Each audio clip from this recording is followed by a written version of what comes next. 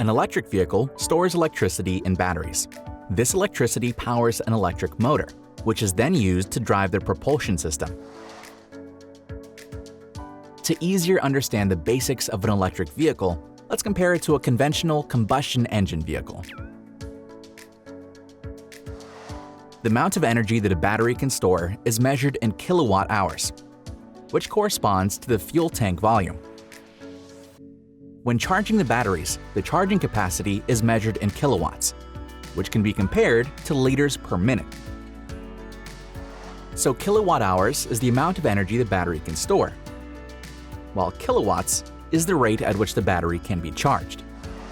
Now, let's look a bit closer at the components of an electric vehicle. We start with the motor, an AC motor driven by an alternating current. Electric charge in alternating current, AC, changes direction periodically. The electric motor works by converting electrical energy to mechanical energy to create motion.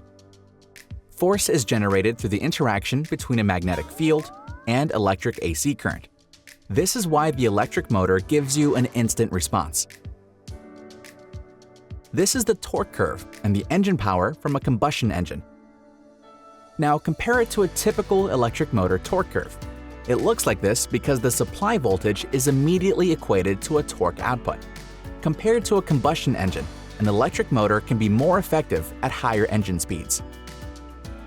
This is why an electric truck often just needs 2 gears, compared to 12, which is standard in a conventional truck. Now, let's move over to the inverter. The inverter converts DC power from the battery to AC power used in the motor. DC is a linear electrical current.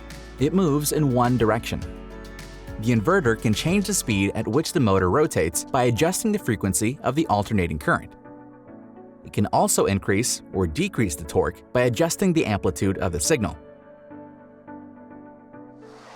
When the vehicle is braked, the motor generates power, which is sent back to the inverter battery and transformed to DC before it feeds the battery. Moving on to the battery. Just as a fuel tank, the battery stores the vehicle's energy. It is often composed of many hundreds of small, individual cells arranged in a combined series and parallel configuration. Each cell has a nominal voltage of 3 to 4 volts, and each cell can store a certain amount of energy to achieve the desired voltage and capacity in the final pack. A vehicle can have several of these battery packs on board, adding up to the total capacity. The level of charge of an electric battery relative to its capacity is called state of charge.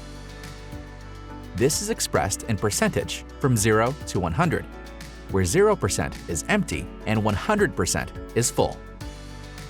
But in reality, a battery cannot be completely discharged. That would ruin it. Similarly, a battery shouldn't be fully charged either. If the vehicle starts in a downhill, the battery wouldn't be able to receive energy without being negatively affected. That's why there are built-in safety margins for state of charge to avoid a fully discharged or charged battery, so that the user never needs to worry about it.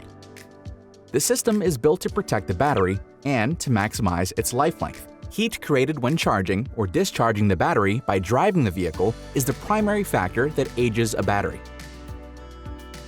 The battery generates heat if it's charged too quickly, discharged too quickly, or charged too much. To maximize the life expectancy of a battery, the system makes sure that it doesn't generate unnecessary heat.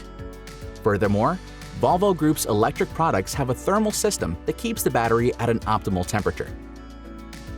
When operating the vehicle or machine, you shouldn't need to worry about life length. Just charge and operate as intended.